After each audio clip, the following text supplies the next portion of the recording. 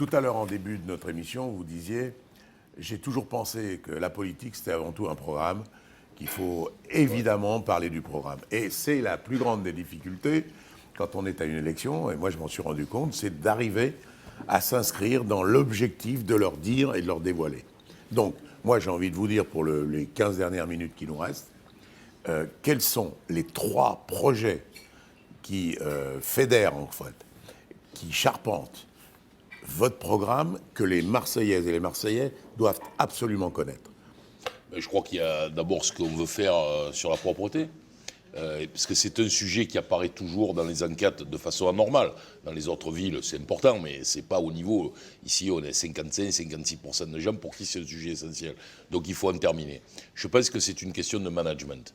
Je pense que personne n'est voué à être mauvais ou feignant. C'est une question de management. Il faut valoriser ce qui travaille bien, sanctionner ce qui travaille mal et diriger les choses. Et il faut les diriger dans la proximité. Le cantonnier, les petits engins, ce qui fait la rue, ça doit être les maires de secteur. Qu'ils soient de droite, de gauche, si je suis maire de Marseille, je ferai 8 secteurs de propreté et je transférerai la compétence, grâce à la loi métropolitaine, de la communauté urbaine à la ville de Marseille qui les donnera aux maires de secteur. La deuxième chose, c'est qu'il faut arrêter le fini-parti. Parce que le fini-parti est un système qui a en lui-même intrinsèquement le fait qu'il n'y a pas de contrôle. Quand vous savez que le fini-parti, c'est le fait des rippers, mais c'est aussi le fait de leur encadrement. Alors comment vous allez contrôler le fini? Il faut expliquer aux gens. Bon, je crois que les Marseillais le savent. Hein. Moi, vous voulez dire qu'il n'y a pas que les Marseillais qui vont le regarder. Voilà. Donc le fini-parti, c'est on décide d'un temps de travail et si vous finissez ce travail dans un temps plus court, vous pouvez partir. C'est ça que ça veut dire. Mais il y a un dévoiement de ce système-là et on sait maintenant qu'il y a un temps de travail qui est inférieur à 3 heures. En plus, je pense que les gens qui font ce travail pendant des années se fatiguent beaucoup. Il y a des rapports de la caisse primaire d'assurance maladie sur ces questions qui sont dramatiques, hein, parce que c'est difficile de courir derrière une benne pendant des heures. Et donc je pense qu'il faut vraiment, là, dans le process de prélèvement des ordures, arrêter avec ça.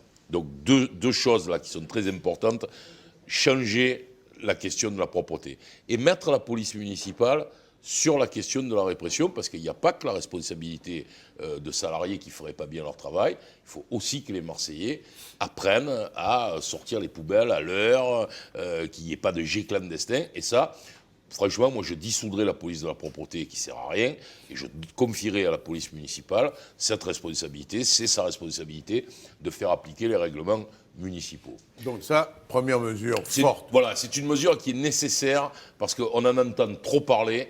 Il faut qu'on en finisse, il faut qu'on en termine. Et je pense qu'il n'y a que les maires de secteur, je le dis de droite ou de gauche, hein, qui sont en capacité au fond, de manager et puis de dire aux gars, c'est bien, c'est pas bien, tu n'es pas arrivé à l'heure, etc. Parce que les maires de secteur, ils se font, entre guillemets, ils se font engueuler, excusez-moi, par les citoyens qui leur disent... Alors aujourd'hui, ils se prennent les avoinés et ils n'ont pas les mesures, ils n'ont pas les moyens de régler les choses. Je pense qu'il faut leur donner les moyens de le faire. Je précise, si je suis maire de Marseille, même, bien sûr, il y aura probablement des maires UMP, mais je leur donnerai les mêmes pouvoirs qu'aux maires socialistes. Alors, deuxième mesure, phare. Alors, je pense qu'il y a une deuxième chose, dans une élection municipale, il doit y avoir quelque chose qui a à voir avec l'urbanisme.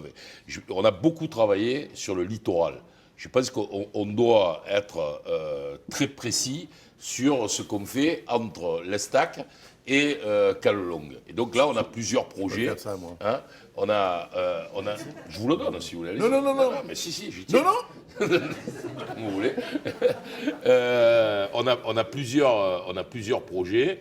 Agrandissement des plages à l'Estac, des anneaux dans le port de l'Estac, un travail ici au Catalan avec la construction d'une piscine juste là à côté, une grande piscine olympique, la réhabilitation de la place, et puis le grand projet, c'est la corniche, dont je veux faire un spot. Je veux, sur la corniche, créer du côté mer une piste cyclable donc agrandir, si vous voulez, le trottoir pour faire de cet endroit un spot formidable. Je pense que ça va devenir Copacabana. Si on permet aux gens de pouvoir se balader sur la corniche en sécurité, faire du vélo, promener les poussettes, à faire du jogging. Il faut l'élargir beaucoup, alors, nous allons l'élargir de 5 mètres, c'est prévu. Ah, voilà. Nous allons l'élargir de 5 mètres. Nous allons supprimer une voie descendante. Et ça ne changera rien du tout, parce qu'à partir d'Andoum, de toute façon, à partir d'ici, on est sur une voie. Donc ça sera pareil. En montagne, ça sera 2 voies. Mais quand on arrive au Marais Graphe, de toute façon, on repasse à une voie. Et ça va nous permettre de créer de l'activité économique. L'été, on installera un peu comme à Berlin, l'été dans les parcs, on met des kiosques, on mettra des kiosques, il y aura des chaises, on pourra venir manger, boire un verre. C'est quand même un endroit absolument extraordinaire, la Corniche. Mais voilà, je voudrais qu'on le, Et qu'on on le a retrouve. chiffré, on a chiffré ça.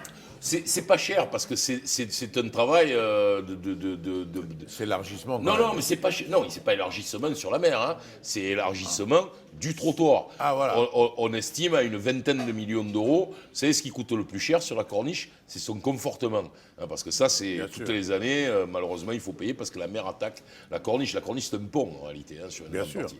Donc, c'est une vingtaine de millions. Et au bout de la corniche, l'hippodrome Borelli, qu'on appellera le Grand Borelli, et qu'on joint au parc Borelli, pour ajouter 17 hectares au parc Borelli, et qu'on ouvre aux Marseillais. Il y a 10 courses par an. On y va aller les faire à Pont-de-Vivo. Et là, on va donner 17 hectares aux Marseillais pour prendre l'air. On va créer un terrain de foot pour jouer jusqu'en national. Ça va faire plaisir à nos amis d'Andoum ou de Consola. Le long de ce qui existe aujourd'hui, les tribunes du turf, on va faire un boulodrome couvert. Bizarrement, on est une grande ville de boules et on n'a pas de boulodrome couvert, alors qu'il y en a maintenant à peu près partout. Donc voilà, on va travailler. On veut également faire un stade d'eau vive pour notre club de canoë, qui est un club extraordinaire, hein. 2 médaillés olympiques quand même, Ouais. hein, à Luvonne. Bon, voilà. Ça c'est des projets qui sont des projets d'urbanisation qui doivent... Et à l'Estac, on veut agrandir les plages de Corbière, on veut faire une 2e plage à Corbière. Donc on a réfléchi, il y a le Frioul aussi, on veut reprendre le développement du Frioul, refaire 300 logements, agrandir le port, même s'il faut éventuellement passer en DSP avec du privé parce qu'il faut fabriquer une nouvelle digue, il y en a pour une quinzaine de millions d'euros, on pourra là mettre 1000 anneaux supplémentaires. Faire une promotion qui Voilà. fera et privé. Voilà. Je pense qu'on a un littoral qui est formidable. Plutôt que de faire des palais de la glace et de la glisse, franchement, les Marseillais, bon, c'est vrai, ils jouent au curling, c'est bon, quoi. On joue aux boules et on plonge et on fait de la voile. Moi, je voudrais que le centre municipal de voile, il y ait plus de bateaux. Quand j'ai appris à faire de la voile, il y avait 3 fois plus de bateaux qu'il n'y en a aujourd'hui. C'est Gaston Defferre qui l'a créé, c'est un centre absolument extraordinaire sur le port du Roucas-Blanc. Voilà des choses... J'ai connu une époque où il y avait même des grands bateaux ici. Hein.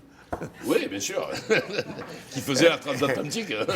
Et troisième, allez, un troisième pour la route. Sur le 3e point, c'est bien sûr ce qui est la première responsabilité d'une commune en réalité. L'école. On aurait dû commencer par là.